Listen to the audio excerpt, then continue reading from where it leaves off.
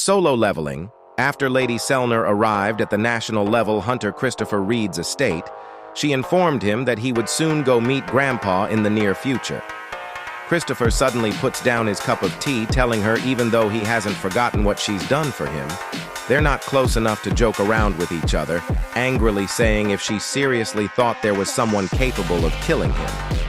Selner responds, saying she recently had a dream about him. Christopher still doesn't look convinced, as Selner explains that in that dream, he was surrounded by men. Chris interrupted her, shouting that she just came here to spew bullshit just because some dream she had, saying that he knows all about her former profession before awakening, since there were rumors about the source of her unique ability, and that it's rooted on the fact she used to be a psychic. Selner is left speechless, as Christopher keeps yapping about how he's a national-level hunter and nobody can kill him. Selner tries to explain again that in her dream, Chris cuts her off again, saying, "Dream this, dream that," and asks that even if he were to believe her, who would he be able to ask for help, because it would be impossible for someone that has enough power to protect him to exist. Lady Selner responds, saying that there might be someone who could help him, telling him that Sung Papa Wu, a hunter of his caliber, could provide him with protection. The panel switched over to Drippy Wu, stepping out of the S-rank gate in Japan, thinking that he had to kill the King of Giants, saying it was the correct choice since the amount of pressure he exuded was immense, even after having most of his power sealed by the chains. Had he been completely free to roam the world, the destruction he would have caused would be unimaginable, saying that it was a good thing he discovered his true intentions before that could happen. Thinking back on the visions the architect showed him of the rulers and monarchs, he knows he needs to get even stronger than his current self. News of the giants' defeat quickly spread across the world, with social media blowing up at the speculation of a new national-level hunter, with not only Korea, but the entire world talking about it. The events that happened after include Liu Zhigang, China's national-level hunter, defeating the Seoul giant that managed to cross the sea, and Matsumoto, the chairman of Japan's Hunter Association, turning himself in, but whether if it was to take responsibility for his actions is unknown. In the other side of the world, in the United States, a party was held by the government for the hunters who successfully managed to clear the S-rank gate raid in Maryland. Baldy says how the government must have spent a fortune on the party since the gate was S-rank after all, but the other guy laughs, responding that the gate wasn't even hard at all. But their enjoyment ends here as the one and only Thomas Andre arrives at their location, asking the hunters if they remembered the bet they had made, saying this guy bet his yacht, the other one his house, but is confused as to what Baldy betted, but he responds saying he hadn't betted anything. Thomas stares him right in the face, saying he's got a nice tie. "I didn't bet, I want your tie, but. Thomas grins, asking his secretary if she liked his new tie. She responds, saying that even though it looks expensive, it doesn't match with his Hawaiian shirt, which he agrees, tossing the tie to the ground. Laura tells him they have a problem, saying that the list of guilds invited to the International Guild Conference was released, which included the Ajin Guild from Korea. Thomas is confused since he's never heard that name before, but Laura explains that it was the guild founded by Sung Daddy Wu, which made him excited since that meant he was coming to America. After the soldiers of Japan started glazing Sung Drip Wu for defeating almost every single giant that came out of the gate, he said it was a shame one of the giants managed to get across the ocean, but at least his strength improved immensely through this battle. The soldiers are shocked, asking themselves if that was really Sung Papa Wu's ability, which made Jinho smirk, thinking it wasn't a surprise that they would be shocked, since they're seeing his abilities for the first time. Hanakawa walks up to Jinho, informing him that there was a call for him. Jinho picks up the phone, asking who it was, and after hearing what the caller had to say, he tells Papa Wu that he was sorry since he needed to go to Korea. Drip Wu asked him what was the matter, which Jinho responds, saying that even he himself didn't know exactly, but he's been told to return as some family matters had come up. Hanakawa tells Jinho he would escort him to the airport, as he says goodbye to Drippy Wu.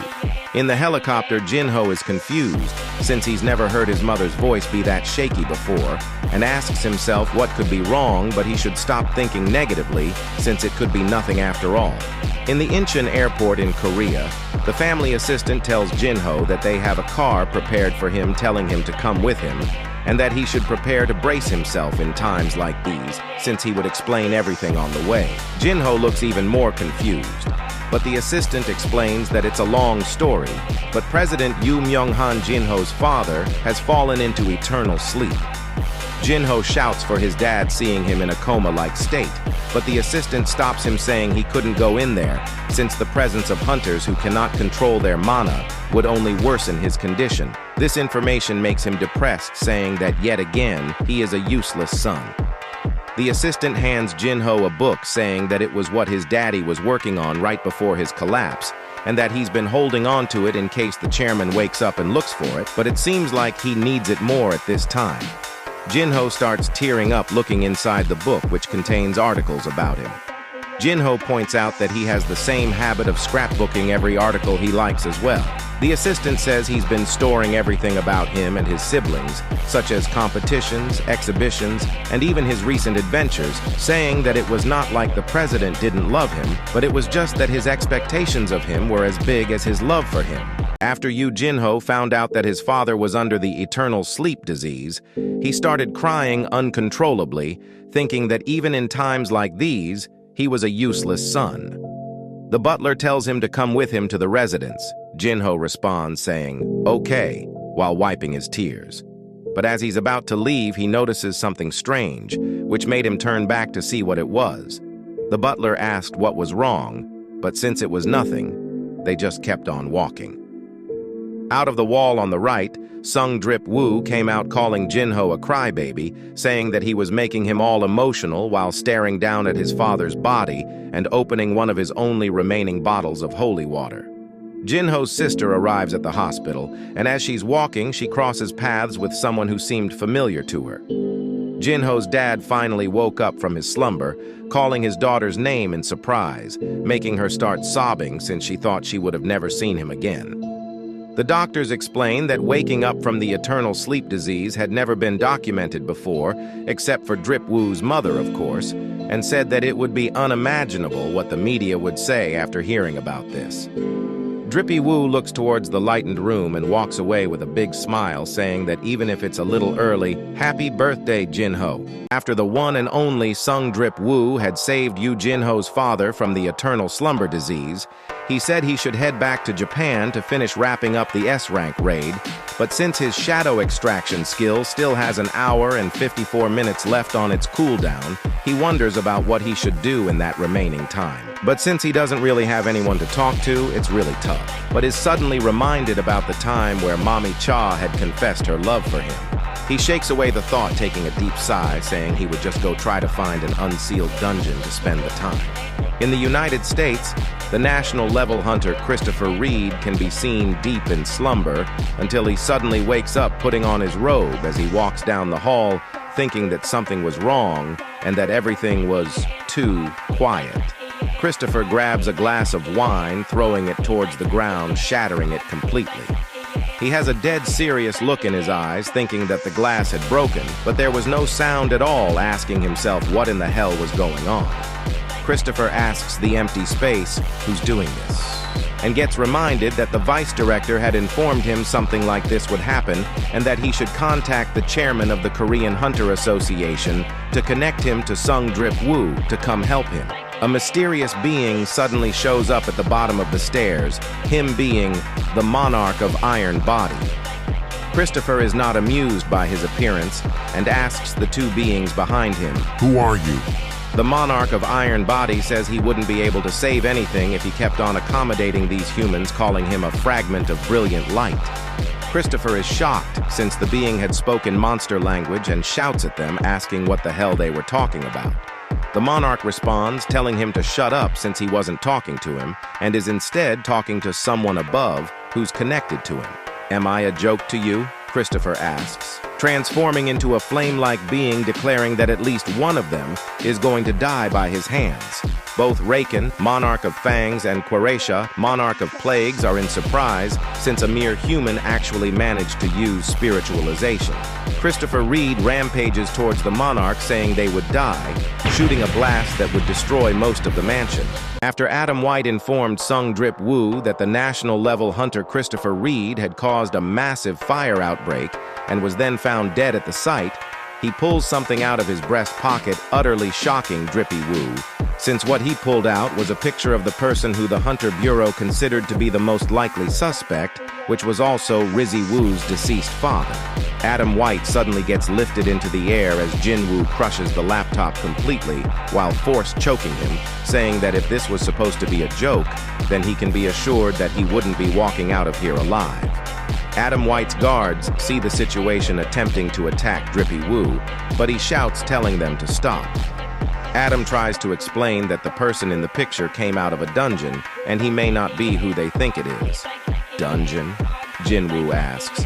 Adam responds, saying that his magic power was the same as a monster, and that he also attacked their S-rank hunters, asking if he remembered the explosion at the Hunter Bureau a few months ago. Drip Woo asks if he thought all of this happened because of his father, tapping his armrest, releasing Adam White from his chokehold. Gasping for air, Adam explains that he had knocked out their hunters and went into hiding, and after that, the Hunter Bureau tried to track him down in secret, but it was like he had evaporated into thin air since they could not find a single trace of him.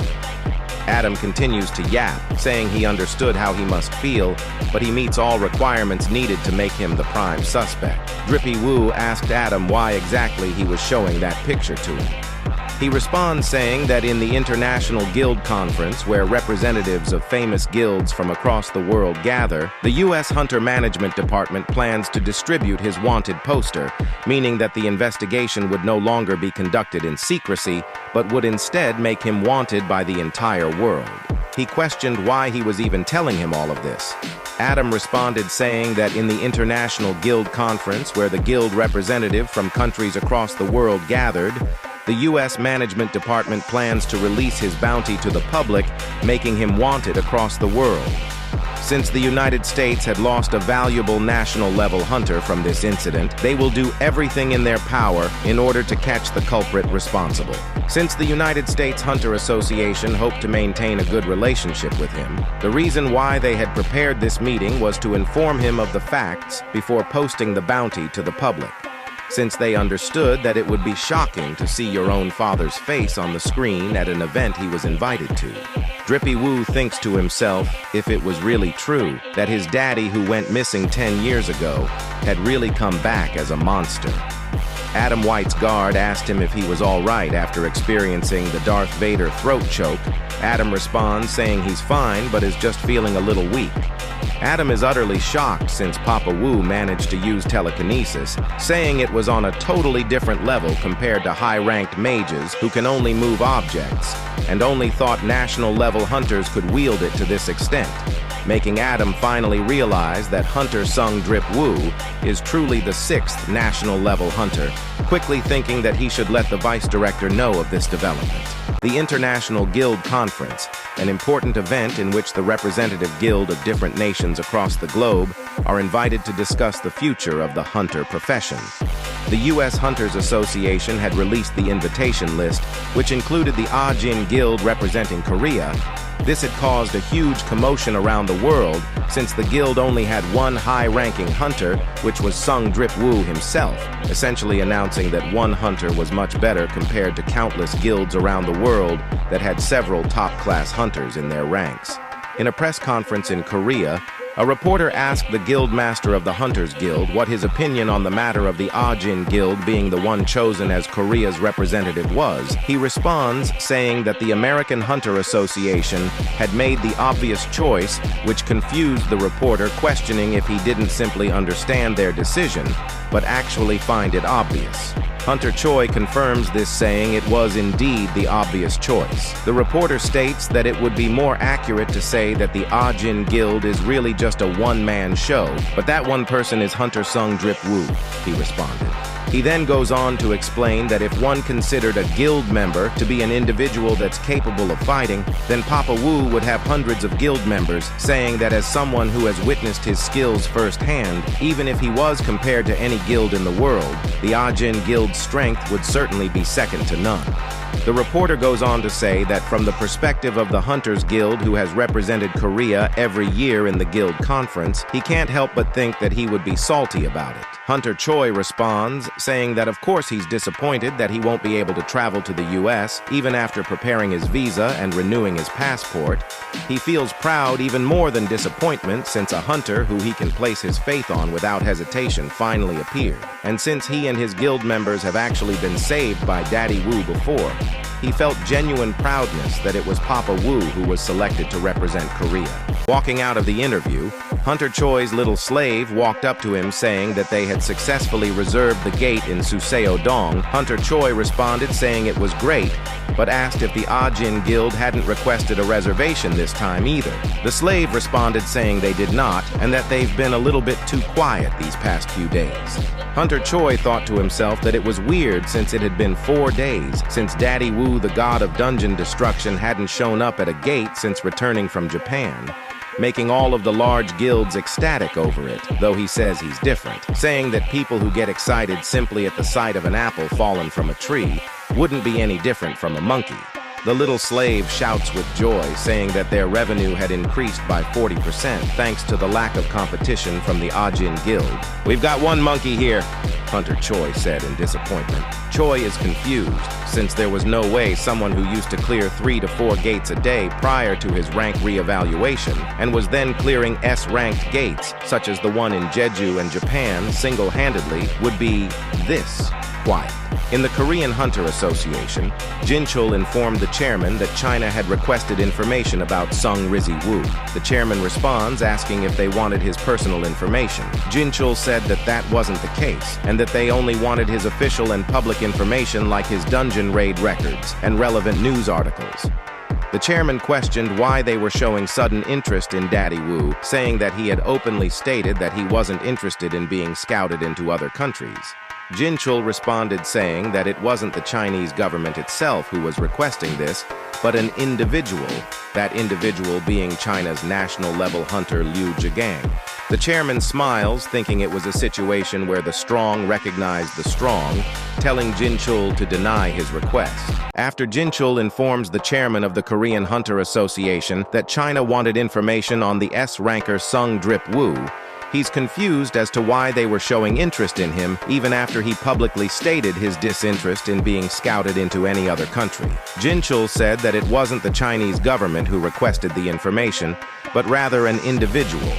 That individual being China's 7-star and national-level hunter Liu Zhigang. The story explains how China doesn't follow the world's standard ranking system, but rather use their nation's own unique classifications. 5 stars was the highest possible obtainable rank, which is equal to that of an S rank. However, just one person, Liu Zhigang, is the only hunter known as a 7-star hunter, making him the only exception to this rule. The chairman questioned why someone like him was suddenly showing interest in Drippy Wu, but Jinchul explains that Liu Zhigang had fought against a giant that had escaped from Japan, and after seeing its strength, it would be obvious he would be interested in the one who defeated all of them. The chairman smiled to himself, thinking that it was a situation where the strong recognized the strong, telling Jinchul to deny his request, but if it presents a problem, to just send him some superficial information. In the Scavenger Guild in America, Laura informs Thomas Andre that Big Papa Wu would be arriving in the country tomorrow. "It's already tomorrow, huh?" he responded. Huang Dong-su opened the door, asking if he had called for him. Thomas responded, saying he was here just in time, saying he had something to tell him urgently, walking up to him saying he would get straight to the point, menacingly saying, "Do not touch Sung Jin Woo." Huang Dong-su looks terrified by this warning, unable to utter a single word. Andre explains that he knows of the situation between Drippy Woo and his brother's murder, saying he understands he has his doubts and seeks revenge.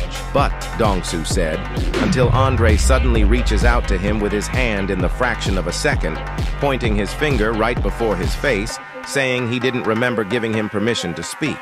Dong-soo seems to be absolutely shitting in his pants by the terrifying aura Thomas Andre was emitting. Laura watches the interaction between both hunters, thinking Hwang should just shut up and listen to his daddy, stating that there aren't many people who can warn and threaten a top ranker like that. However, Dong-soo's obsession towards his enemies is equal to that of Thomas Andre. He repeats again, do not, under any circumstances, touch Sung Drip Woo, and orders him to take a vacation at the guild resort while the guild conference is going on, asking him if he would do him this favor. Dong-soo responds in frustration, yes, sir, leaving the room.